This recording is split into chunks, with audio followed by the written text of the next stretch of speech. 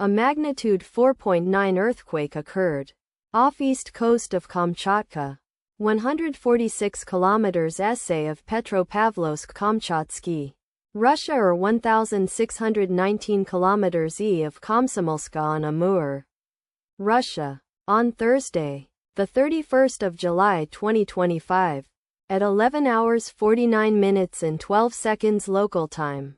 The quake had a depth of 10 kilometers and was not felt, or at least not reported so. Data source from EMSC. Did you feel it? Let us pray. May the earthquake that occurred not affect our brothers and sisters there. May the earthquake not happen again.